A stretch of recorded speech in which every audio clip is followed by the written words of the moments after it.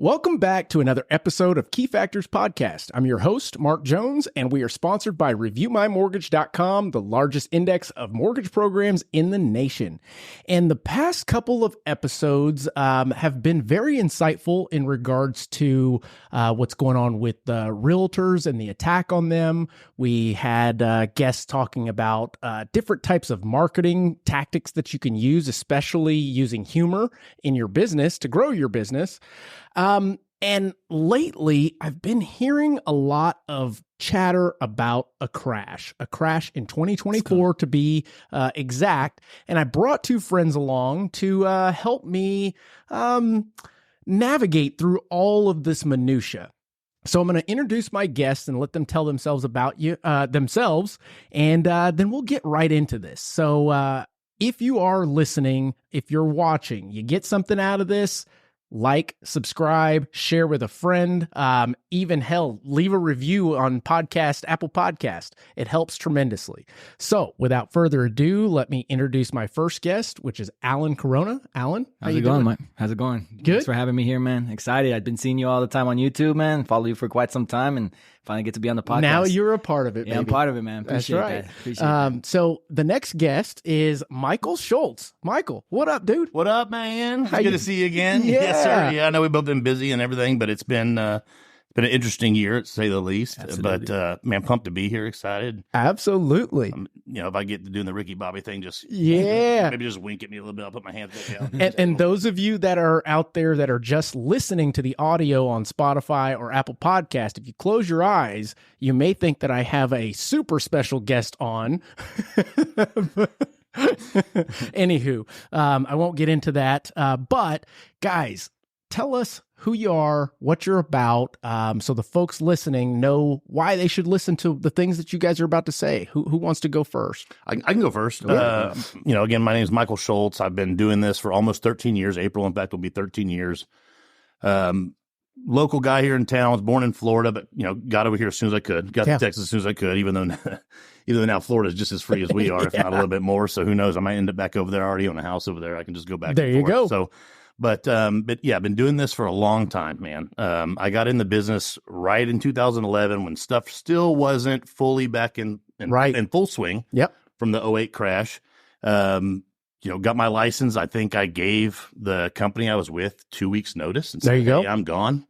And I got my license in 32 days. So I found a way to kind of, I say this on the podcast, but I befriended some people at Trek and just annoyed them every day, a few times a day, until I think they just pushed my file through and was like, let's get rid of this guy. He stamped your license. You got to do it sometimes. Yeah. I believe it. So did it, and then just started out at a little mom and pop brokerage in Bernie. And I mean, Century 21, but small office. Sure. It was me and the receptionist. She doesn't know the questions I have. No. She knows some things from just dealing with office work. So it's like, okay, I gave it 6 months, no broker help, no nothing. I was like, okay. And I was really good friends and close with Mike Holloway at the time. I grew up with his kids at school. We went to Reagan and just were super close. And I valued his opinion, his experiences. And he was like, hey, go to Coldwell Banker. Went there. It was super corporate for me. Did 6 months there. I feel like I had 6 months.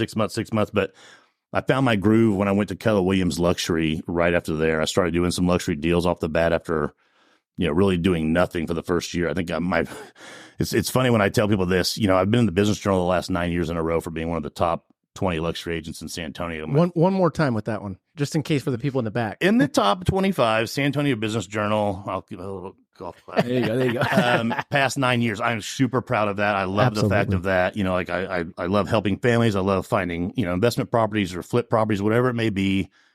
But I just like walking that stage, getting my little, crystal ball of an award and just feeling recognized, right? Like, it's not even about anything else. It's like, hey, I made this list. So when the movers and shakers in town are opening that magazine, because That's right.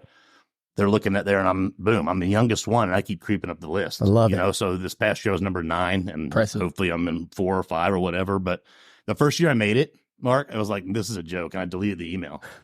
I'm like, there's no way. I was like, I did 8, this is like my 3rd year selling real estate. I was still trying to find my groove and everything. And I did like 8.6 million. I was like, there's no way I'm on this list. Like, nah. Deleted it. And then I got it again. So I forwarded it to my manager. I was at Sotheby's at the time. Yeah. She's like, no, you're on it. Oh man. Okay. So like, I was exactly, and back then they were doing top 25. So I was number 25, baby. But Hey, I was that's on okay. there. That's all that counts. Like once they got me in the door, they can't get rid of me now. I'm just going to climb that list. But it's been really good, man. I'm really, really good. I found my niche, which is, luxury houses and ranch sales. So I deal with people who are buying these bigger properties, more expensive properties, and they're also buying investment properties, so they may have a portfolio of this ranch, this farm, this house they live in full time. They may have a house along the coast, they Airbnb, things like that. So I've been involved in every aspect of that. Or they may buy 3 or 4 houses at a time, between 200 or 300, flip it and sell it for 5 or 6. I get by doing the higher end market, I get to do everything underneath it as well. Absolutely. So it's been great for me. Yeah, I'm feeding my team and everything as well. And a lot of folks believe that once you make that transition into luxury, that you don't fiddle with the lower priced homes. Yeah, and I find that is so much of a myth. I mean, I work and I'm close friends with Robert Elder and their crew. They take what they can get. Oh, yeah. Now, mind you, of course, they're going to take the luxury listings just like you. 100%. But it shows their spectrum of what they do and their tenacity to take anything because they are the experts. You are the expert in what you do, For a while, we would post everything we sold. Hey, just sold this or just sold cards, whatever it may be. And I noticed our interaction and activity on social media was just dropping when I'd post something like that. And so I don't post them anymore. But now I have where it's like I got to figure out a happy medium, because then if I post just the cool stuff, if I post the $1 million listing TV type stuff, I'll get approached by people. Oh, hey, I would have called you and working with me anyways, because they'll miss out on other properties, so we'll get together and work. But at first they'll say, hey, I would have called you, but you only do this stuff. Yeah, it's like, no, I don't. You don't know that last year I sold a lot for $75,000 off Scenic Loop, and then we drove literally to Whitsett, Texas, to sell a house for $35,000 that should have been abandoned. There right? you go. So we literally do everything. I love everything that. under the sun, and it shows your expertise. And now that we've heard from Alex Jones, I mean Michael Schultz, you're trying to shut me down. Love it, guys. So, Alan, tell us about yourself, brother. Those are big shoes to fill right there, man. I've been in the industry for 3 years now. There you go. Actually, 2 years and 11 months. Rising rock star. Yeah, coming up. I come from Laredo, Texas. Born and raised there, graduated there, came to San Antonio as fast as I can as well. So I always had a fascination with San Antonio and the history and everything. I'm pretty much a history buff too. I love that. Nerd. yeah, common nerd. I love that. So moved from Laredo to San Antonio. Been here for the past, I want to say, it's now 9 years. Technically, 3 years. I used to be in the oil industry, worked there for 7 years, and then just recently in COVID, they laid me off. So I gave them 7 faithful years, and they just say, "Hey, you're too expensive." Lucky now. for them, huh? Yeah. Oh, exactly. But it was kind of something that I grew to hate for quite some time now. It's just I was young, making money, and I was like, "What else am I going to do with my life at this point? Where can I take my skills?" Then until they let me go, then I decided to, jump into real estate. That was the next thing for me. I've always been fascinated with it. I actually read Rich Dad Poor Dad. Everybody starts off with that book, I feel. That's Great my book. first book that I ever read cover to cover. Yeah. At age like 22. It took me some time because of my ADHD, but I got it done. And then I got into podcasting, listening to the audiobooks actually. Yeah. So that helped me out. And then that kind of just brought the fascination of real estate for me. I started off with a brokerage called RD Realty Group. Very good. I've been with them for the majority of my career. I actually just made a switch to real brokerage. Okay. So it's I'm pretty excited of what the future has for me. As far as my niche goes, I'm usually helping out people with the second-time home buying options. Trying to expand, growing families. I've helped out a couple investors in my career as well. And that's where I want to end up, investment side. I don't want to be doing the whole real estate thing, selling for a long time. I want to get into education, helping people out. Not everybody's poised or, educated on finances. Sure. And that, be able to purchase a house and stuff like that, or just managing money or managing portfolios and stuff like that. So it's not something that they teach in school. It's not, and it should be, it should be. I mean, history is great, but what am I going to do with that? Man, my favorite classes in high school, because I feel like college, I did just what I had to do, and then we were out the door, right? But high school, when we had electives, was awesome because my elective wasn't like, I was bummed I didn't get shop, right? We didn't get stuff like that, but I took accounting. Mm-hmm. That's good. Took accounting too. Yeah. Economics. Those were my favorite classes. Everything else was like, right. you know, I excelled in all that stuff, but it was like I had no interest in it. It was like I would do my work to where that was fine. And the other stuff was like, okay, here's where I'm putting my attention into. Absolutely. And I'm glad I did that because it set me up for what we're doing today. Absolutely. You know, doing some stuff and you know, like now I think Elon Musk is pouring like a bunch of money into like a specialized school that's just science, math, and that's pretty engineering. Cool. So, and to your point, you mentioned, well, I mentioned they don't teach it in schools and they should, but now thinking about it, I don't know if they should have teachers who are intending to give our kids the basics. It's like financial advice. Teaching could be the financial advice to the kids, and they're getting this incorrect. I don't know. Maybe it is how it should be. The financial stuff should be coming from the parents. Maybe the parents need to just step up a little bit more and start teaching them younger, fill them in on what's going on in their life. Absolutely. For me, my parents were super transparent as possible. Matter of fact, when it was time to go to college, I'm like, okay, I've got partial scholarship to play football, but I need money for the rest. My dad was like, well, you want to fill out that FAFSA form? I'm like, okay. How do I do it? And he's like, here's my tax returns. Go ahead and knock that out. Okay. I'm like, okay. A little bit of fraud here. No, well, I didn't know. And it was that transparent that I knew where my parents stood. I knew kind of what their goals were, what our income was. We weren't well off, but we weren't hurting, etc. So I think that transparency is going to help all the way around. And that leads to the education piece that you were mentioning. Which ties into the conversation that we're having today. So to open it up, I want to get a take on, and I'm sure you guys view this topic the same way, but I'm going to play devil's advocate throughout this episode, just so that we can get a different perspective and make us think a little bit. Daunting question. When is the crash happening in 2024, guys? Who wants to start?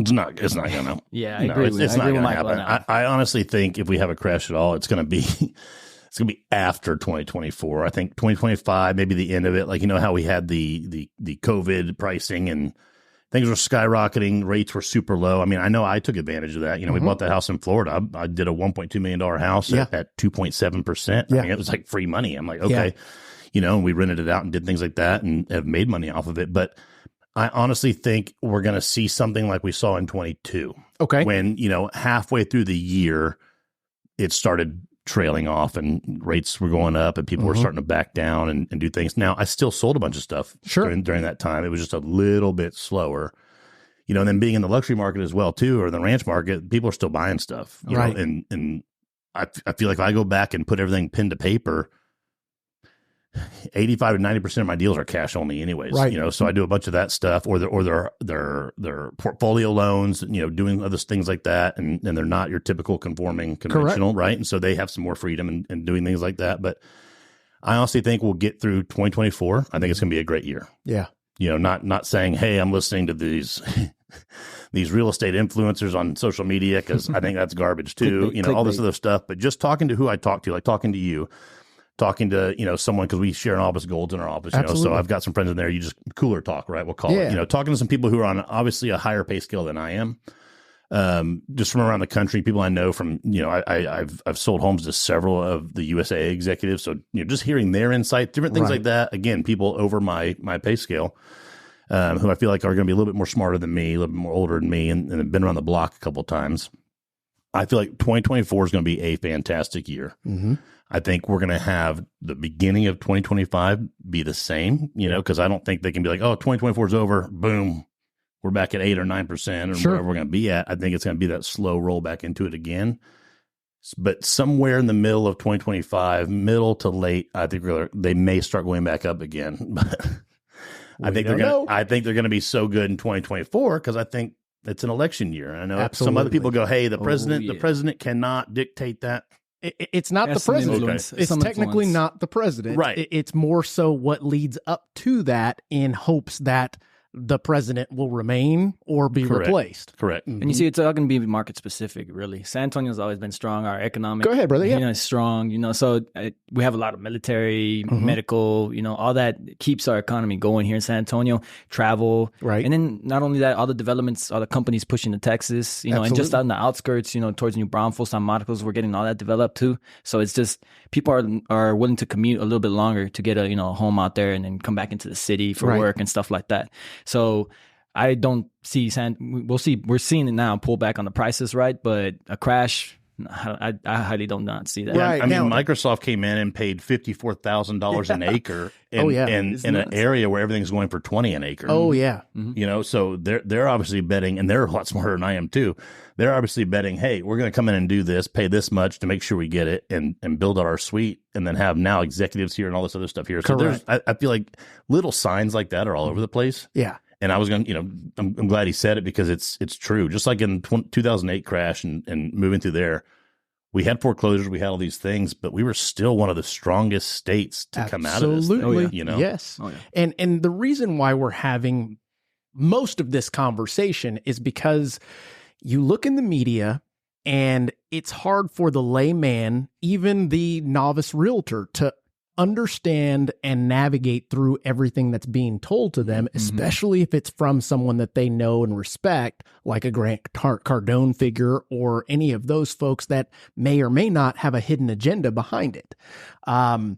The concept of location being super important, I believe you are accurate in that.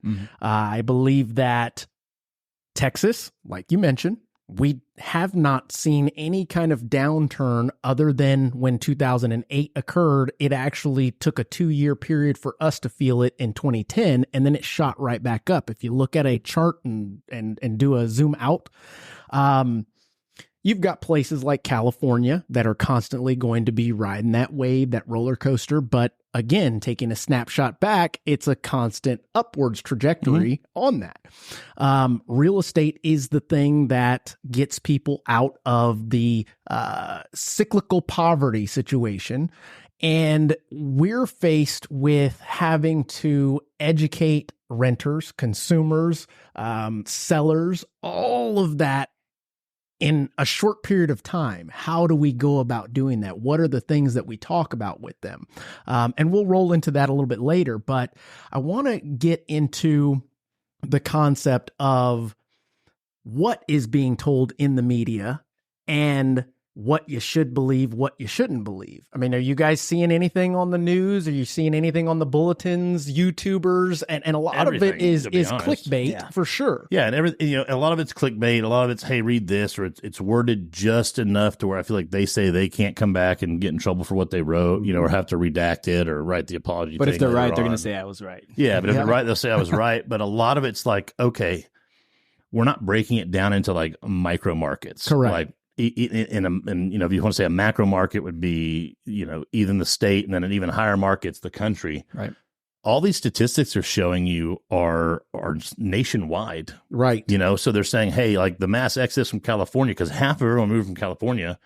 I was looking at numbers the other day, are going, a small percentage are going other places, but the majority, the two biggest pieces, and it's almost directly in half, is Florida and Texas. Absolutely. Yep. And so the little ones are going other places, but like that makes the prices in California come down a lot. If everyone's mass exodus, they're going to have obviously flooding the market with listings. So, they're going to have a longer time on market, things like that. Prices are going to come down. So, I mean, they're really not looking at anything like that. Right. I'm still selling luxury homes in Naco Springs, Dominion, Oakland's, condos downtown over the Riverwalk, and penthouse stuff. And we're negotiating again, but the prices were just so inflated from COVID that they're still selling.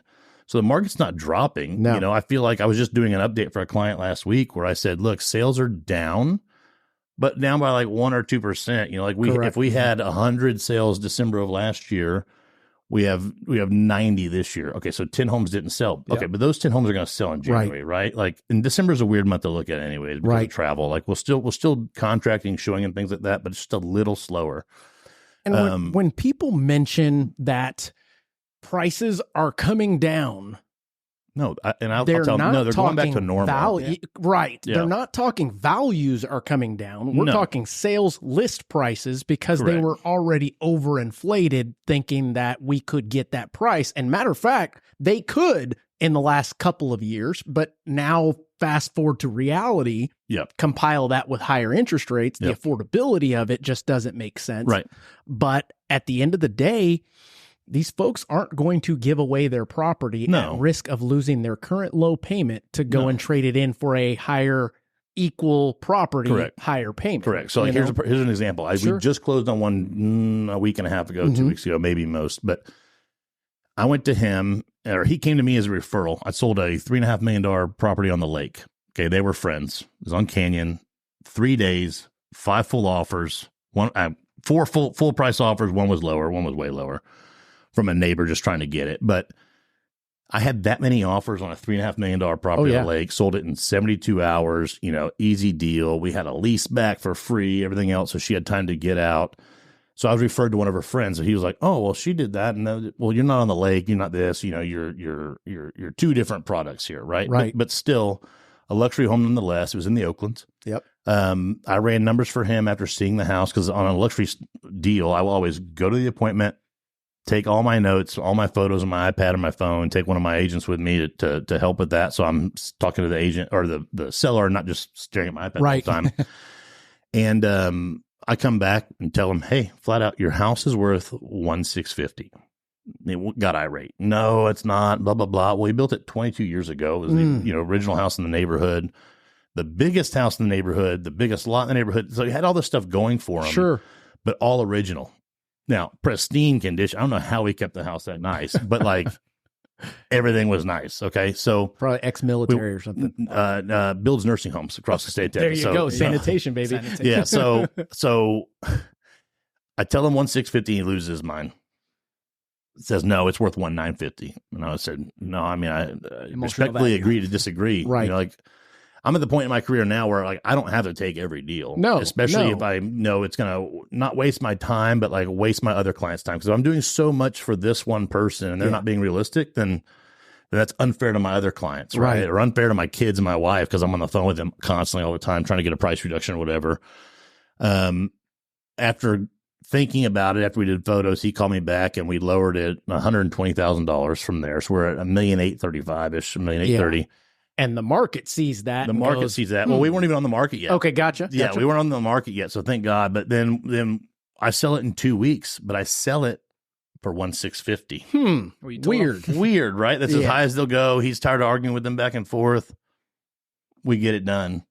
But then he's like, well, I'm not making any repairs. I'm not doing any of this stuff. I'm like, well, hey, I'm not trying to argue with you, but your AC is 22 years old. Yeah. And this is that, and this is that. There are some things here. Wouldn't fix anything. Then end up fixing a bunch of just small stuff. So thank you. But I'm sure he needed a lot just to show you, like, hey, the high, and this is where I'm going with this whole story. So if I get on a tangent, just smack me in the back of the head. But the highest price in that neighborhood, go gadget arm. The highest price in that neighborhood was $1.3 million a year before. So a year before, when we were, it was pre-June, July. It was like a April or May closing for that one. So the rates were still low. Everything top was great, of the market. pumping out. Yep. Sold for top of the market, a little bit over ask, like $35,000, $40,000 over ask. So not too terrible as some that we've seen have gone a couple hundred over ask in that price point. But a great comp nonetheless. Now, we had extra land, we had extra this, but I sold his house, the highest priced home in the neighborhood, for $350,000 over the nearest comparable in a down market or whatever they want to call it. It wasn't what he wanted, but he was seeing all these COVID prices for years. There you go. But my thing to him was, I still made you this much money over and above and beyond this other house. And in that case, he doesn't see it till the end, but then he's like, yeah, you're right. Like, and you should have been a rock star in his mind. Yeah. But he's already referred me to more people after the whole thing. Because of the media, it downplays your expertise in the data that you provide to him versus I'm the idiot. Emotion that he brings to the table. Right. If that makes sense. Yep. Not only that, if you got people going on Zillow and stuff and seeing what their house is worth, that valuation model is like off. So it is. It's a gimmick. And it just kind of like Credit Karma. You've got to have a score to give some reason why you're paying for it. Correct. You know? So I want to kind of break down the concept of what would cause a crash. We're going to play hypothetical and break down the basics of what it would take to create a crash. So the first thing, in my opinion, is unemployment. Correct. Right? So I believe I got this statistic here. 3.2 right now, 3.6. Nationally, at least. Where the heck did I put that? Unemployment is data. COVID-22 followed by robotic birds dropping the COVID virus throughout the country. I think we're at 4 where did I put that sucker? We're somewhere around 4%. You know what? Here, I'll look it up. I have it right here. We are at 4.1%. And that is in Texas. Okay. I don't see that spiking. As a matter of fact, even if it spiked, let's say half the people that own homes lost their job. They have so much equity in their property that the next thing would be, okay, let's see how much it is to sell it. But then you have this caveat of, if we do actually sell this property, where do we go to live? So they're going to then face the issue of, I'm going to trade in this low payment at this low rate to get the capital because I can't make my payment, or I'm scared I might not be able to make the payment because nothing's saying that they can't get another job, maybe have some cash reserves. Hey, maybe they're late on their mortgage a couple of times, to then trade it in for the equivalent that is now a higher payment, whether you're buying or renting. It just doesn't jive, in my opinion. What are your thoughts on that? I will never sell that house. So I got my first house in 2021 at like 3.2%. There you go. Yeah. I will never let that go. I'll figure something out. I'll rent it out. Currently is rented out. Right. Making some great money on it. There my you payment is $1,100. I'm renting out for $1,650. So there you go. You know, it's perfect. I won't ever let go of that house. I'll figure something out, creative, to be able to cover that if I happen to lose my job or whatever the case is. And if I need to get into an apartment, I'll do so. But this is where you have to be versed in finances, and you need to. Typically, everybody has to be 6 months in that, in reserves. Yep. You have to, but that's not the case with everybody. Some people only have $1,000 in their bank account. Correct. Usually, right? So you need to be able to understand the repercussions of if you lose your job. This is where we come in and educate people also. Like, don't buy a house if you're not ready, if you're not situated with this whole, blanket as far as, right? But some people, they need to move and they have to buy the house no matter what, right? So, but you kind of stay in communication with them to educate them and continue, giving them information on how to, protect yourself and stuff like that. And that's why they have relationships like you too, so you guys are the number geeks, right? So supposed to be. You're supposed to be. So definitely educating everybody on that sense. But no, back to your question, I'll definitely won't ever sell that one. I bought it for $200,000. Now it's $250,000. I could sell for $250,000. The comps in that area support that, and that's within a 2-year period. Correct. Right. So it's insane. And so what is that? Almost 150%. Yeah. Yeah. It's not bad. You're the numbers guy, right? But you have mental math is not my strong suit. But I got you. But definitely, I definitely will keep that one till till another one goes. Any thoughts on that? Because my next thing would be a recession, which, in my opinion, we almost need one. And the reason why I say that is because, parlaying it with more data, we just hit $1 trillion in credit card debt, just consumers together. What does that tell me? You can't blame me on that. Me neither, man. I still have a debit credit card. Fucking from my bank. Amex pay you off every month. Use I got the that points. Zolve. Travel Holler days, at Zolve. I got my first credit card at 36 years old. No way. Yeah, so I had to get it secured though. It's only got $500 on it. I believe that. They give me 1 tank of diesel. I got to pay it off. Okay, but I'm working on it. I was the aspect of like, if I don't have it, I'm not going to buy it. Right. I'll pay cash for it. But then it's like I'll finance vehicles, all this other stuff, and then you learn that that doesn't count as much as No. like having a house or even the credit card on that. The revolving, you know what I mean? yep. Yeah. So it's like, okay, I'm going to take my own advice now and go That's get a right. credit card. I'm not going to pay 1.6 million. My wife's cash got like right 7, but I got my first one. Authorized user. That'll help. Yeah. That's funny. I mean, what does that look like? Like we have $1 trillion in debt right now. Yep. If that crumbles, what does that look like? You think the I government's mean, not again, gonna let that's happen, something I think, that, you know? in my opinion, would still not affect the housing market Right. simply because those cards are unsecured debt that Mhm. can be charged off and written off by the creditors. Right. And would it be bad? Sure, it would, but not affecting the housing market Mhm. at all. I mean, let's say you have hard times. Are you going to pay your credit card or are you going to pay your mortgage? I'm paying my mortgage. Every single time. 100%. Yeah. Even though, like, for example, Texas, there's nothing to toot our horns about when it comes to credit scores average. We're at like 660 average credit score for San Antonio. But yet we are the lowest foreclosure rates. Why? Because Texans are known for paying their mortgage regardless. Yeah. Right? Come and take it. Yeah. and a recession in theory would cause a crash in all of the markets. But in this case scenario, I just think that inflation of things that are not calculated in the inflation are not being noticed by the consumers. More people are eating out left and right. Mhm.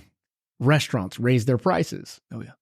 They still eat out left and right. Yeah. Christmas comes around, Still spending. still spending. Mhm. Where does it go? On the credit cards, right? But again, back to that point, I don't see that affecting the housing market prices in any way, shape, or form. So taking what we know about 2008, which I was not in the business, you weren't in the business, I got in 2012, you were in 2011, you were I was 2021. being crowned right? homecoming king that There you that go. year. That's awesome. That's awesome. Let's talk about what the difference was. What do you guys know about the crash of 2008? Subprime loans. You nailed it. Subprime loans, yeah. I mean, my first dose of that when I started getting into it, like actually researching it, Yep. I saw the movie, The Big Short, you know? It's on the money. Yeah, it's on the money. So they're giving loans out left and right to babies. You know, people were using other people's social security cards. They weren't even verifying employment and stuff like that. So, Yep. I mean, now they have a lot of regulations in place to avoid that situation. It wasn't really a housing issue. It was, the lending issue, I suppose, right? And you are on the money. It was a greed issue. Right. It was a greed issue on top of the fact that fraud was running amok. And they didn't even believe that they were doing fraud because it was acceptable. Correct. That is the huge piece that is missing in all that we have here, in addition to the inventory shortage. I've got some stats that we looked up before. Let's see here. Inventory wise, we have 2.7 months of inventory in all of Texas that is on the market. But then when we hone in and get a little bit more specific, San Antonio has 4.6 months and Austin has 4 months. Typically, they say the market shifts at 6 months plus in inventory to now it's a buyer's market. We can wheel and deal and get prices dropped, etc. I, for one, believe that even if we had 6 months worth of inventory, it would be a little different because you now have sellers that are not enticed in any way to trade in that current rate for the new rate. Right. Well, and not only that, Mark, but we have these sellers. So like, I'd see it as a buyer's market, or some of my clients right now, buyers and sellers, think, hey, we're in a buyer's market because they're negotiating, or they we had to come off 100,000, 200,000, whatever it may be. But that's not true either. Right. That's to me, that's like a false positive test, right? Preach. So it's no. You overpriced it because you still think it's 2021, even though we're 2 years later in the height of it. Right. You still think you're looking back 2 years. Yep. And you're picking and choosing when you're going to listen to Zillow and realtor.com and all this stuff that's saying we're in a recession, or it's coming, or the market's tanking. Look how horrible it is. It's on fire. But you're still pricing it. You're listening to that, but you're still pricing it up here. And then during another conversation, you're picking which conversation you want to argue with me, Absolutely. right? But we're not we're not in a buyer's market where we're just giving the property away. No, we're bringing it back to reality, which, by the way, reality is still higher than it was 2 or 3 years ago. It had this upward trajectory. If you're looking at a graph or a chart, you've still been following this chart, even though the chart stabilized. Right. I don't know what chart you're looking at. Maybe you made it on your MacBook, but you're still looking at this chart that goes up, and you're not seeing the dip. And it's a dip, right? But it's still higher than you were 2 to 3 years ago. Absolutely. So because it dipped, right? Like, look at the stock market. Everyone will tell you, oh, play the stock market, put it in something safe for 10 years. Yeah, you'll see ebbs and flows, but you still make money. Correct. Right? Unless the company just tanked or something like that, right? Enron type deal, whatever. Sure. Again, still, based on fraud. Right. Year over year. Exactly. Year over year, you're still making money. What was the normal percentage rate? I think not percentage rate, the percent of your money back type thing, right? Or a value add, right? Was what used to be like 4.6%. Well, shit. Last year, but you can shit all you want. Don't shit on the floor. Yeah, but last year, fuck, we were going from a 4 to 6% increase in value every year, and in 21 we jumped. What was it like? On our national average, like 40% in value. Jumped tremendously. Cool. Correct. Well, you should have bought and sold then, right? But we're not. So now we've dropped, let's say, even 10%. Mm-hmm. You're still at 30% more than it was worth in 2020. Correct. And right? let's say, for whatever reason, guys, because we're just throwing numbers out that make sense, but let's say we're off by 10%, and that initial 30 that he said is 20. Yeah, that's more than you're going to make on a bank investment. Any way you look at it. That's exactly you're still correct. Cashing out, man. You're still making the right decision. That's why all these influencers, all this stuff, and we can get into a little bit how disgusting they mostly are, but they are right about one thing: like, invest in real estate. Whether even if it's just your own, your single home, right? You're still making a solid investment. Agree. You can rent. I've got an apartment complex I bought. Thank you. 2021 was really good to me. So I bought an apartment complex. We bought a beach house. Like, you can still rent from me. Yeah. I'm not making you a deal. I'm gonna profit off that. I'm not trying to be a dick. But I bought that for a reason. That was a business for me. That's right. Those both were businesses. So I'm still gonna make money. Do you want to buy or do you want to rent? Because rent, you're paying me. That's right. I feel like when you're buying it, you're paying yourself, right? I know you're paying the bank and whatever. We can argue whatever point we want, but at the end of the day, you're still paying yourself. Correct. Because if I'm putting money in every month, here's $2,000, $2,000, $2,000. But like on my house, so here, I bought this house 6 years ago. Our payment was $1,890 something when we first got it. Now it's $2,100. Taxes went up, things like that. Sure. My house is over doubled in 6 years. The little bit of it was the last couple of years, sure, but it was an older home. We remodeled a little bit, but we've doubled the value in it, over doubled the value. I can't go put $100,000 in the bank and 6 years later have $200K. There's no way. No. Matter of fact, the bank probably wouldn't even let you do that. No, and it'll take 24 hours to get your money. Like the down payment for the beach house. So I sold a ranch, made $306,000 on my commission. Okay. Burning a hole in my pocket, and we'd always wanted a house in like over by Seaside, Florida, on 30A. We now have one, but I took all of that money and put it down, reinvested to get that right, to reinvest into that. Practicing what you preach. But for 6 months while we were looking, I think I made $13 in interest, guys. Yeah, of the money sitting there, allowing the bank to use your money. $13. That would not even get me. That would not even buy me a meal at Saltgrass. Right. Okay. My house, now that I've put that money into, has now gone up $400K in value. Yeah. That you could tap into when you need. That will buy me a Saltgrass franchise, right? Damn right. You know what I mean? Like, so it's true. So when you look at stuff like that, you just got to make the right decision. You got to partner with someone like one of us, or and yourself, and just make sure that there's someone helping you, right? Because we always weren't helped. I bought my first house in the recession in 2008. Okay. Neighborhood was giving great deals. There were incentives. It was a spec home. They did what I wanted, moved some things around. It was a D.R. Horton. I mean, it was a great first house, but I bought that in the downturn. But we were booming business-wise. I used to work for my parents' construction company, and I was running all that, doing that stuff when it was a concrete company. Right. But we were blowing and going. I mean, our house stuff slowed down a little bit. Sure. But we did a ton of commercial. I don't know if you remember, but in 2008, I know we weren't in the business, right, but I was in the construction field. commercial was still booming, going, dude. still Commercial was going. booming. You know, I know commercial's slowing down now, but that I feel like that's a little bit of mix of like, hey, it's 2023. We're working from home. COVID made us work from home. It worked. We're going to get into that, you know, but like it was still going strong. So my paycheck didn't decrease over that. And that's not to boast, but that's saying like, look, I took advantage and said, you know what? I'm tired of renting. I can get a deal on this thing now. Let me buy it. And this is just a guess, but I believe you were on that trajectory because you had solid mentorship or someone ahead of you that you saw that was doing the right thing or what you believed to be the right thing, and you followed their footsteps. 100%. My parents were a huge help, and I don't mean like, hey, give me down payment or whatever, because we worked all that out with the builder, but just teaching me the fundamentals of this is how you run a business. This is what you do with the properties. It's, you know, all these things that taught me to be more business minded. They led by example. Yeah. The only thing I wish I would have done, man, you know, what is it? Looking back is 2020, you know, whatever we call it. Hindsight's 2020. Yeah. Hindsight. Is I should have kept it. Yeah. You know, I sold it 4 years later, made 10 grand, whatever, not that big of a deal.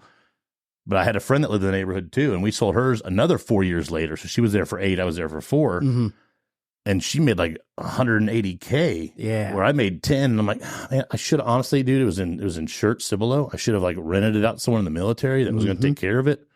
Because I sold it when I got an apartment because I was like, oh man, I'm not, what to do. I'm brand new in the business. I freaked out. I mean, I need to keep my credit. I'm not going to let a late payment do this or that. And because I was just starting out selling real estate. And that perspective, that mentality is what I believe is happening in the minds of many consumers. I moved out, got an apartment. I should have just moved out, got an apartment and put a renter in there. Absolutely. Because at least the mortgage is being covered. Absolutely. Yep. Even if I only made $100, $200 a month, but now they're paying my mortgage and I sell it 4 years later and make $100,000 on it, right? Correct. Or I still own it to this time today and I'm borrowing against it to buy something else. Right. And you see, market conditions shouldn't dictate whether you buy or not. It should dictate your strategy, right? Yeah. 100%. Ooh, so preach. You need to be able to, you know, get creative with all these. Even now with the high interest rates, so much like financing, creative finance has been brought on, and laws have been kind of changed, or things are making it more attainable for people to, you know, buy a house now. So no matter what the market is doing, as long as you negotiate an amazing deal, you strategize on how to acquire it, you know, your finances are in order, then it's hard to. Real estate is a long-term play, guys. Well, I mean, real estate, I think the rule of thumb is you don't even actualize any losses until you have to sell. So at the end of the day, if you're holding on to it, what have you lost? Hey, Mark, that's not devil's advocate, though. No, it's not. Unfortunately, it's not. Here's some devil's advocate. I should have held on to our investment properties longer than we should, or than we did. We sold them all back in 2019. Held on to that. I was starting a new company. So we had to have reserves and just money to make moves.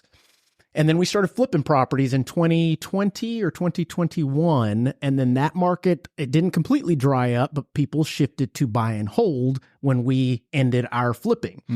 And looking back on it, hindsight, we should have just kept them.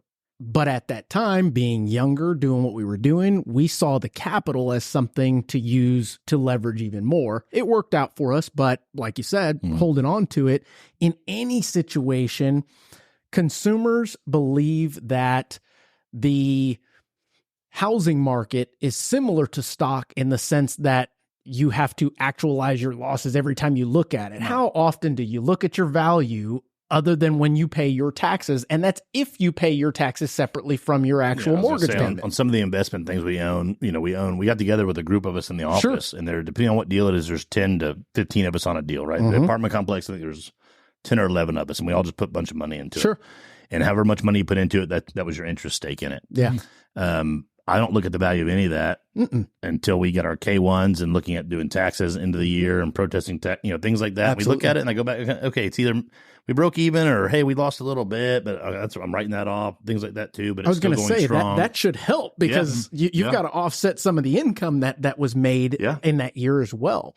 And then back to the concept of the shortage of inventory. I've got a chart up here, how existing housing units relative to the population demand in the U.S. Even though we've got 4 months of inventory here in San Antonio, 4 months over in Austin, what was it, 2 point something nationally, we're still 3.2 million units behind on what needs to be there for the demand that's out there.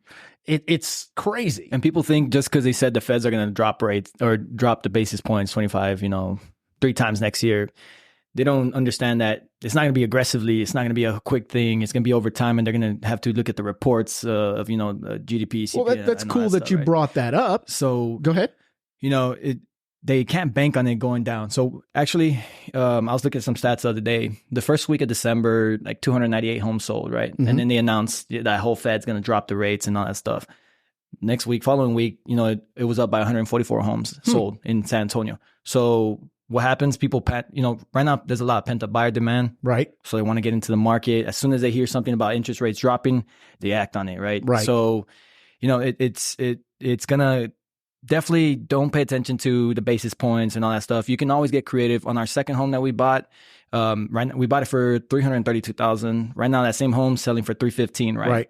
But we bought down our interest rates, and we understand it's a long-term hold. So sure. My fiance and I, we're trying to acquire as many properties as we can to be able to rent them out and build up our portfolio, right? Something similar to you. I want to get into, commercial real estate and stuff like that. So, we're not worried. I'm not worried that they're selling the same house down the street for, $15K less. I know my house is appraised for X amount. I know eventually I'm going to get that value back. That's a 10-year hold for us, if anything. And anybody that's buying a house right now, I'm at least telling them you need to stay in it within, 5 years at least. Right. Be able to combat these, pullbacks or whatever the case is going to happen with the market. But if you do happen to see that the market's going to go up in value, you're going to be getting an email from me. Hey, your value's up. Would you like to sell? What's going on? What do you want to do with this, scenario? And from a consumer's perspective on what Alan just mentioned, rates, announcement, they're coming down a little bit.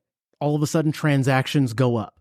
What does that do to values, guys? It shoots up. They're going to go back up again. There you go. I'm telling people to buy now. They look at me like I'm stupid, but I'm like, some of my higher end clientele, they get it. They don't care. They're doing this, doing that, right? They'll move money around. But so let's say the more normal transactions, let's say anywhere from 300K to 600K, they're like, no, that doesn't make any sense. And I'm like, no, but they just dropped rates once. Yep. They're going to drop them again. Yep.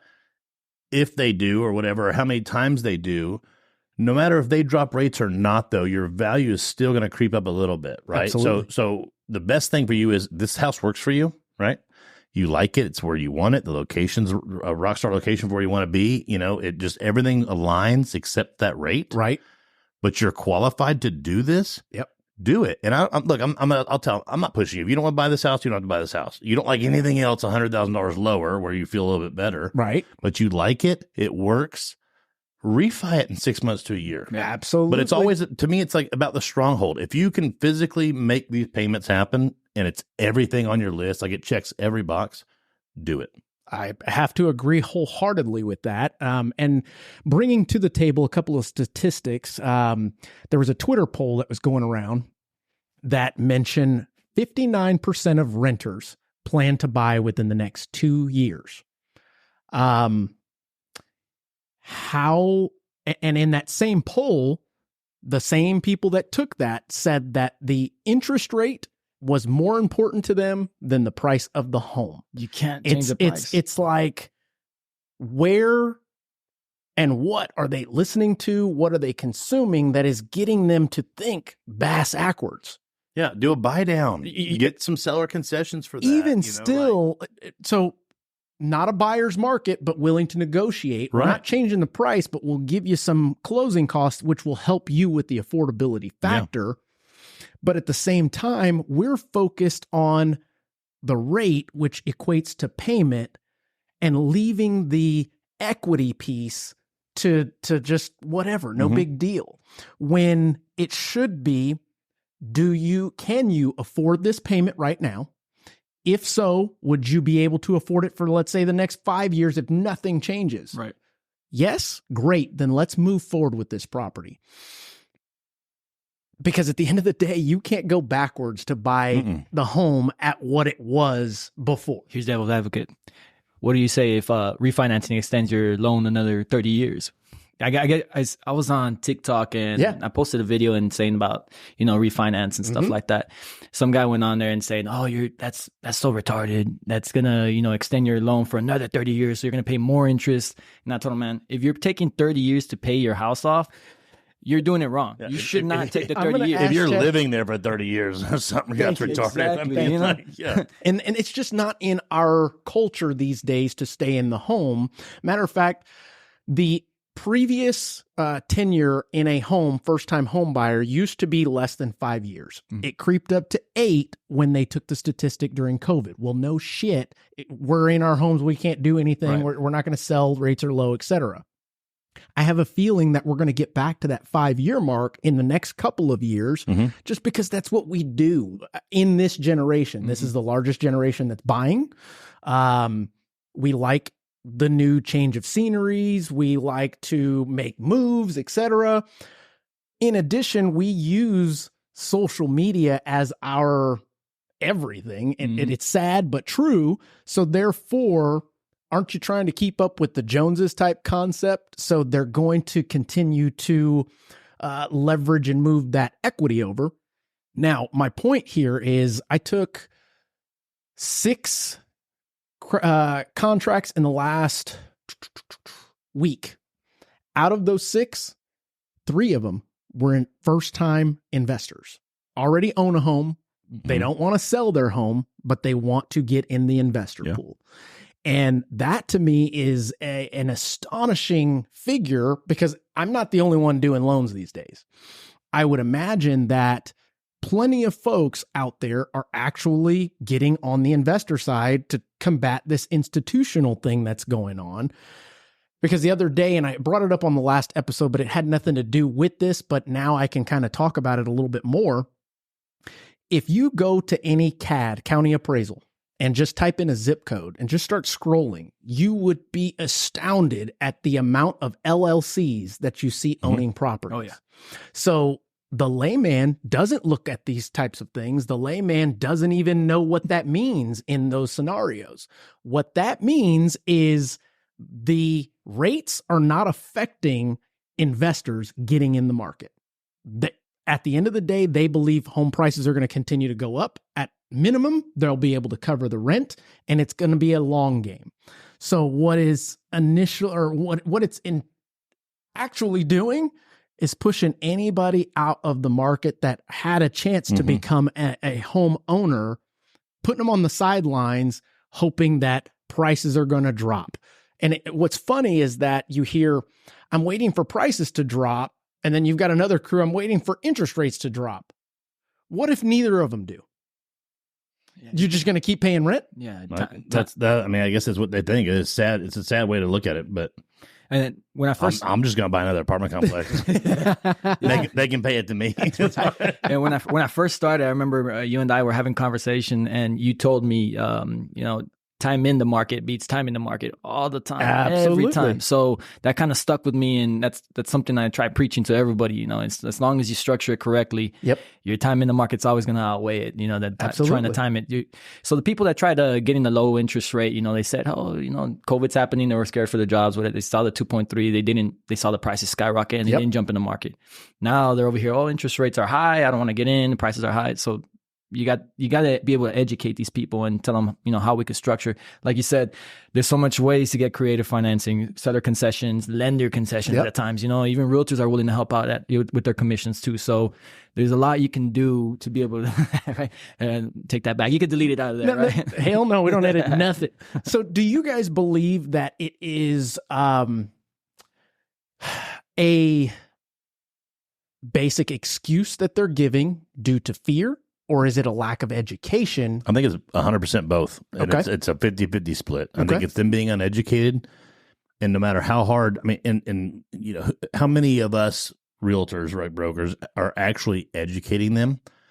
And then the other question is, how many of us that are actually educating them, are they listening to us? Right. Because I feel like a lot of stuff goes in one ear and out the other because they know. Absolutely. They see the news. They look at Zillow. They watch Modern Family and, you know, the Phil Dunphy thing. And, you know, it's whatever it is, like whatever. Meanwhile, I watch Kill Tony, y'all. Yeah. But what, you know what I'm saying? But like whatever it is that they're ingesting. Yep.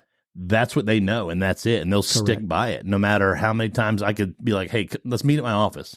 Look at all these little trophies here. Here's all my book of lists I've been in. Here's all my continuing education. You know, like, so side tangent. What's the number one designation you think that the public knows? Oof. I mean, you see these realtors that have cards that's like alphabet soup. It's like GRIABR, ABC, ABC, Nobody knows. LNOP.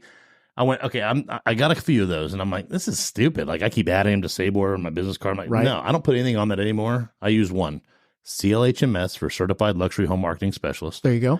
And broker. I went and got my broker's license. Good I'm for like, you. people will literally go and go, oh, you're a broker. Yep. You're not just a realtor. Yeah. Yep. So I just added that in Perception. there. Yeah. I added that in there and said, okay, you listen to me. So I feel like people listen to me a little bit more because of that. Sure. I'm not being like, oh, look at me. But like, it's just the fact that it says that, right? Like you're going to listen to an attorney more than you would like the intern at the law office type thing, right? So paralegal. you see that stuff. Yeah, exactly. Even though they probably know everything because they're sitting there listening to the attorney. Absolutely. 13 years experience. I got my broker's license in 2020. Okay.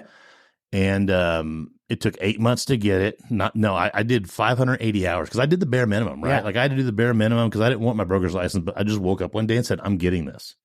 So I had like 548 hours. I did it the entire month of December 2019, the first week of January, and was done. Went to submit everything because I had to do it before April. But then COVID came, so it delayed everything. It took 8 months. And I've had a friend that just got it the other day. It took 30 days. So let me ask you, Michael.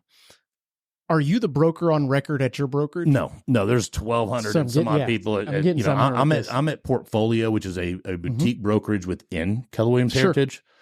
But we're still a part of there. I'm in the office every day. There's 1,200 and some people on file. Our broker record is Lisa Munoz. Gotcha. Amazing lady. So I've got a point here. Because I've had folks on the show and I've seen it on social. I've seen it everywhere. I'm not going to become a broker. It's not worth it to become a broker. I don't want all that responsibility, blah, blah, blah, blah, blah, blah, blah, blah, blah. At minimum, if you've been in the industry, practicing realtor, I believe, 5 years that you have to be? It's 4 years? It used to be 2, and then it doubled. Okay. And I should have gotten it when it was 2. Sure. Because I had enough experience. I didn't, because like I said, I didn't want to do it. But I truly believe what you said is gospel. Yeah. Because it says broker, you're going to get more business because of the perception of the layman, the consumer. So at minimum, it costs you X amount of hours, X amount of money to get your broker license, At minimum, pro tip, go get your broker's license, put it on your card or on your signature line or your designation or your social media, because you don't have to be the broker of record. It just shows your accolade. It shows your expertise. Absolutely. Yeah, you're a broker associate at that point. There you go. But I don't think people even, and I don't say people, I don't believe realtors even get that concept because they think all of this responsibility comes in way. Yeah, no, I mean, you're held at a higher standard. If you go under a TREC review or for a complaint, they're going to hold you at a higher standard. But like, if you're doing what you're supposed to be doing, you know what you're doing, you're not going to get to that point. Right. Absolutely. I mean, look, there's always going to be that client or that person or that lead who called in, you know, whatever, that you pissed off for some sort of reason, right? Because you didn't call her back within 30 minutes. It was an hour, or him, or whatever. Or she, him, her thing, whatever it is, right? You alphabet soup. You're not going to know who you're going to piss off or whatever. Anyone can file a complaint, right? Yes. But like, you're still going to be held to a higher standard, but you know better too. So just use your experience, use your designation of being a broker, and just be smart about it, right? Damn it, do the right thing, period. But I feel like more people, and not saying, hey, when I got my broker's license, people just like started staring at me and just like listening more. But I feel like it took relationships I had prior, to where they would say, yeah, I hear what you're saying, but now after a few years of having it, I've got a client and he's like, just make it happen. That's right. I want it under this price. Make it happen. Oh, yep. Call me when it's done. I'll sign it. Boom. And that speaks volumes just to that designation. Right. So I've got 2 more things to chat about. I want to get you guys' opinion on this statement, this quote right here. It says, a house is never going to pay you. You're going to pay the house and keep paying the house. Adding that the 4 walls of your family home are never going to make you rich. If you look at Elon Musk or Warren Buffett and ask them how they got wealthy, none of them mention their house. Of course, your personal house is not going to make you rich. Your investments on real estate is going to pay your personal house. I would honestly even go as far as to say that even your personal house at least at some point when it gets paid off. Oh, yeah. Even though you still have to pay taxes and insurance if you want to make sure that your property's good, you're now allowing cash flow that would have gone towards rent or something else to be put back into your pocket. In addition, you've got another nest egg that you can tap in 80% of its equity if you still qualify, et cetera, to leverage, to fall back on, to what have you. I mean, I can go down this. I want to hear you guys' thoughts. Yeah, I mean, look, so I bought my house that we're in right now. We rented for a year after we got married, my wife and I, because we didn't know where we wanted to go, right? So I sold my house in Bernie. We moved to Leon Springs, rented over there for a while. It was a great deal. Way too big of a house, but it was on the market, nice condition, great price. And it was sort of close where we wanted to be, you know, at least half in town, half not, but it was a good deal off Bernie Stage Road. And did that for a year until we found it. That got out, went into an apartment because I was like, well, I don't want to stay here. It's really too much house, this and that. But like, where are we going to go? Right. So did the apartment for 8 months only because it was like the lease is up. I don't want to extend to another year because we're trying to find something. But doing this every day, I'm the most picky person, especially when I'm in like these $1, $2, $3, $4, $5 million houses. I mean, I can't do that right now, but like it took us 8 months where my wife was like, just pick something. Yeah, like my daughter was born. And we had her in the apartment for like a month. And I was like, okay, now it's go time. I just picked it. Like I showed up to the open house with a contract just after seeing it. Let's go. Let's just do it. Let's just do it. Right. So it's the house we're in now. But like that house was the best decision I made, even though it took a while to make it. I feel like maybe it just happened on when it was supposed to. But that house is over doubled what I bought it for. Right. I owe like a quarter of what it's worth of my mortgage. So to say that like, the house is never going to pay me. No, I'll tell you when it's going to pay me. It's going to pay me when I sell it and buy my new house. Because look here, I've saved up money for a down payment, right? I'm going to put 20% down, whatever it is, or unless I can create we figure that out, right? Because a million things can happen. But I'm now going to get all this extra money in equity that I've been paying on. At $2,000 a month, I've been paying on this stuff now, where my new payment, I know, is probably going to be around $6,000, $7,000 a month, right? It's going to be a much bigger house, much different zip code, neighborhood. But I just got all that money for free. In my mind, I just got all that money for free. I could have been paying rent. And it just gone away, right? Poof, gone. Yeah, that's right. At least I'm writing off my interest. I'm paying. I'm writing off all this stuff, home improvements, whatever I can do. It's benefited me along the way. Yeah, he's true that it doesn't pay me every month. Right. My apartment pay me every month. Yeah. My rental home off 410 in Bandera pay me every month. It's not huge numbers, but they're paying me. My beach house pays me per month. A lot higher than the other ones because that's being VRBO and Airbnb. Yeah, like the statement's wrong. Now, that was Grant Cardone, right? I was, yeah. So now this statement, and you stole my little segues. Now, this statement was made by Grant Cardone, who built his wealth on commercial real estate. On real estate. Yeah. But your house doesn't pay you, but you should pay Grant. Right. So he can buy properties and you can get like a residual of like $35 a month. Yeah. So yeah, here's your $35 a month for 2 years. It kind of full circles this whole concept of what the media is spewing about a crash in 2024 and folks that built their wealth. Warren Buffett, where'd he build his wealth, guys? Was his real estate. Real estate. Yeah. Elon Musk, totally different. He built his wealth with fucking genius. Okay. Yeah. Taking risks, leveraging, doing things and creating things that we needed that were not available. But even now, he still is. But he's still dipping in the real estate. Isn't he building like those little smart home things, little tiny homes in Austin and something like that? Absolutely. So I mean, he even built his started fortune, a whole city, and then stepped into it, right? But all of his plants, all of his warehouses, all that stuff, all of it, all real estate, may be owned by the LLC, but still owns the real estate. So to this point of full circle, I'm wondering if this is a mass upper level people pulling the strings, creating a narrative that is creating more fear for renters to continue to sit on the sidelines while they continue to gobble up real estate. Because what we're seeing trend wise, and going back to the BCAD, looking up the LLC concept, Investors have not stopped purchasing. Institutions have not stopped purchasing. Your Vanguards, your BlackRocks are still purchasing in droves, single-family residents. And we're having bills that are coming out. Will they get passed? Probably not. But they're at least attempting and bringing it to the forefront that, hey, guys, there's an issue here, and it's your affordability in what you can actually make out of your life for the future. But yet we're seeing all of the scare tactics come in way of it's not going to pay you. Well, no, I work for a living, right? That's what pays me. And then I spend my money. Where do I put it? At least I'll put it in something that pays me back versus a savings account that's going to give me pennies on the dollar, if even that. Because you've got this institutional concept, and it freaks me out a little bit, simply because if we are not wise enough, the renters, the folks on the sidelines, to see what's happening, it's not just institutions that are jumping into this pool. Your average homeowner is now going, I can afford this. This makes sense. How do I build some wealth? Hey, Mark, what do I qualify for if I go and buy another home?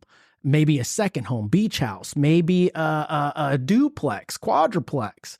What does that look like? And the conversations that I'm having with these folks are incredibly inspirational, and I wish I could record every Zoom that I have with them to show it to the public, but for some odd reason, they probably wouldn't even watch unless I titled it Crash 2024. Yeah, put a cool thumbnail pic on it, like house falling on your client. Yeah, something like that. Yeah. I mean, it's our job to be able to combat that legacy media stuff situation. It's our job to put that information out there and get in front of these people. You know, most of my business, 90% of my business came from Instagram this past year, and it was amazing. I just put out a couple videos and stuff, and they weren't even informational. But once I got those people, I was able to educate, and they weren't aware of all these other things they can do to be able to acquire a home or a second home investment. Whatever the case was.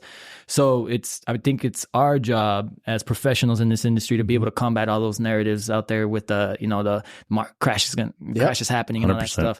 Not only that, I hardly don't think that a crash is going to happen here, at least in San Antonio or maybe Texas, because you got a lot of people running national comps now. Yeah. They got, what can my dollar get me in New York or California? What can it get me in San Antonio? You bring the $1.2 million over here to San Antonio, you can get a real nice house with some land. California, you're getting a shack, If that. Yeah. And not a lot of people can afford with all the state taxes and all that stuff over there. So they're coming over here, So you mentioned, and this is the last kind of question topic of this episode, because we're doing damn good on time, affordability. I believe it's going to become an issue that it doesn't necessarily go backwards once it's at that point. You're now going to need to pool your money together with family to buy a house to create that same effect that you could have had with a single income or a dual income. What do we do? What do they do? I mean, I know what I'm going to do. I'm going to keep financing properties. Yeah, so we've got to change the way, social media has done this to most of America and the world now, where it's created this false sense of what I need, what I deserve, all this other stuff. And, I saw this thing the other day where it was either the news or someone's local account was like bashing on Lennar. I think it was Lennar who's building these now like tiny homes. Oh, yeah. And they're $100,000. But think about it. Like, okay, if I'm only qualified for 1 to 150, I'm just proud of you for going to get qualified. Right. Like, you're not renting, you're not doing this.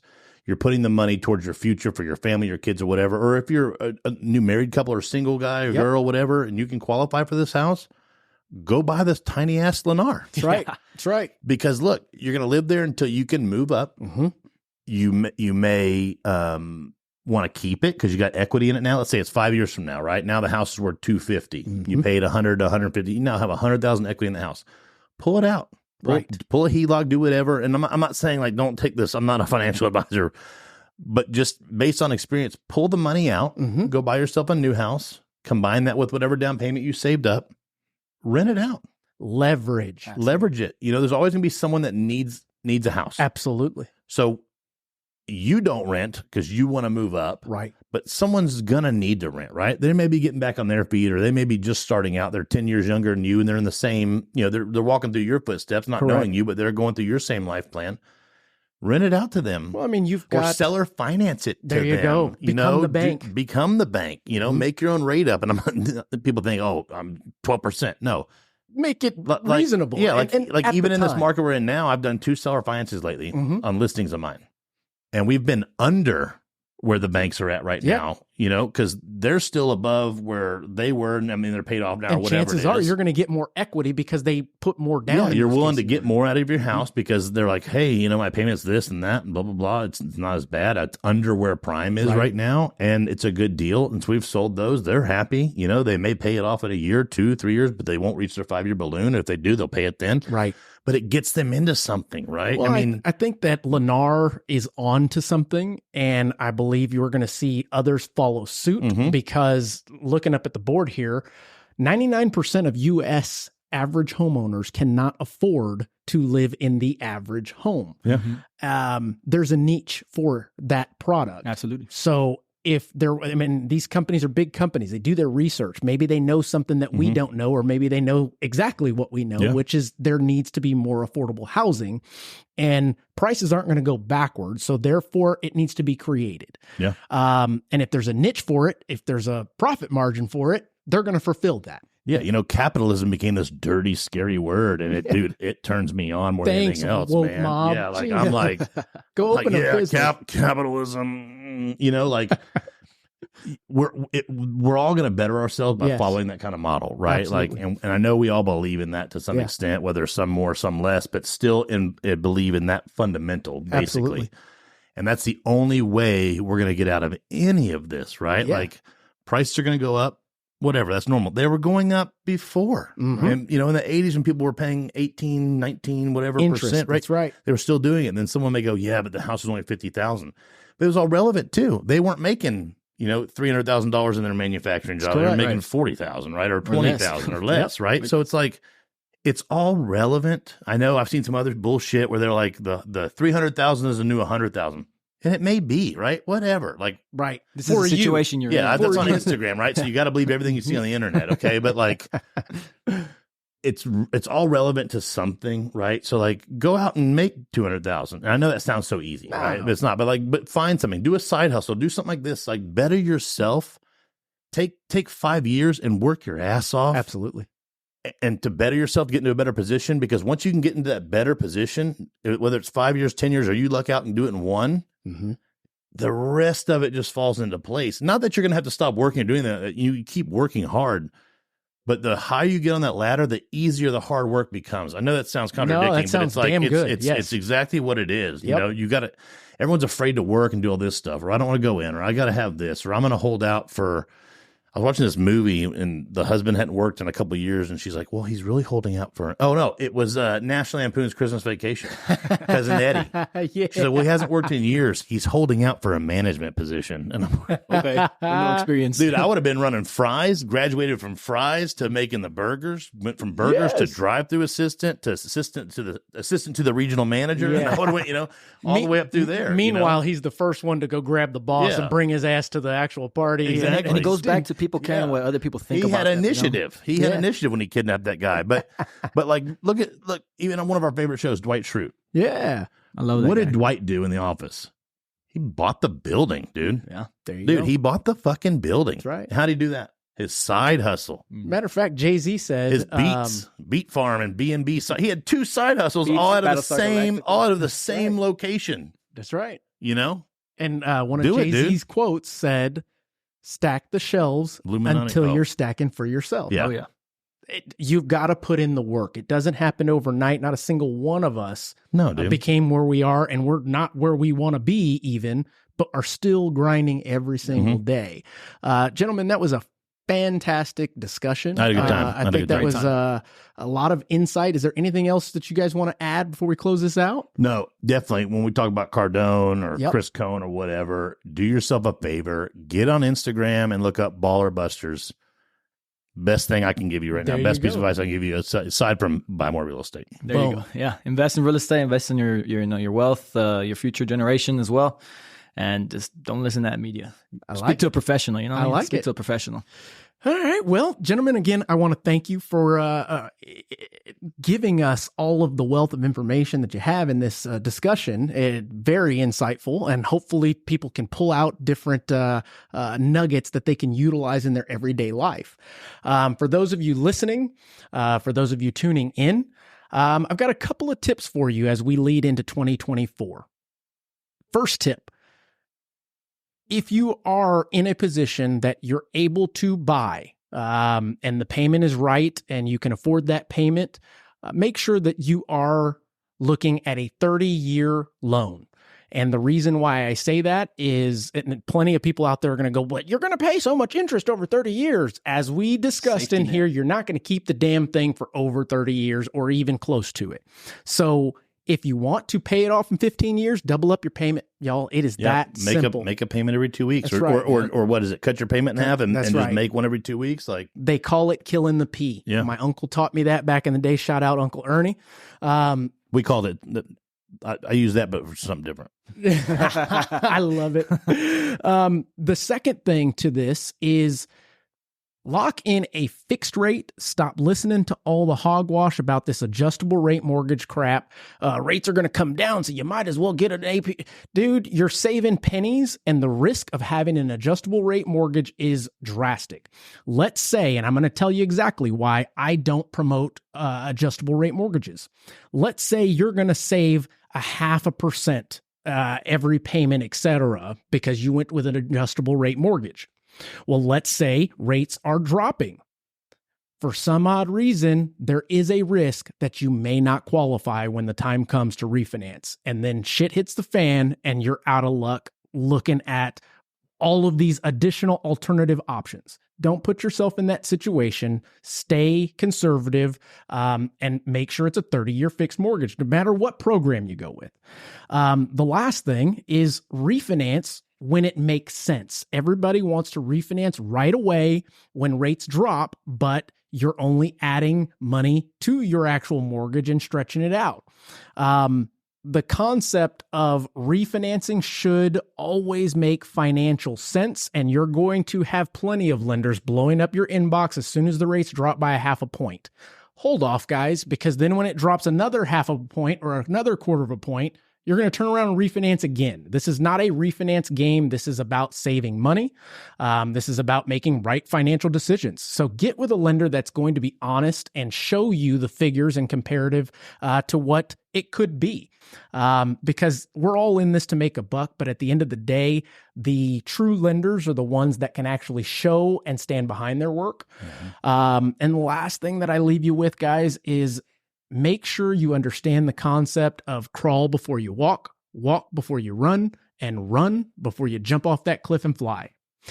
Other than that, again, thank you guys for joining me on this episode. Thank you. Thank you for the invite. Thanks for FaceTiming me while I was in the shower this morning, by the way. Yeah. I appreciate that. Yeah. Everyone's scared to do that.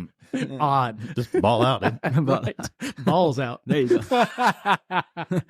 Guys, that being said, make sure to like, subscribe, share this with a friend. You never know who's going to need it at the time, but we'll catch you on the next one. Peace. Later.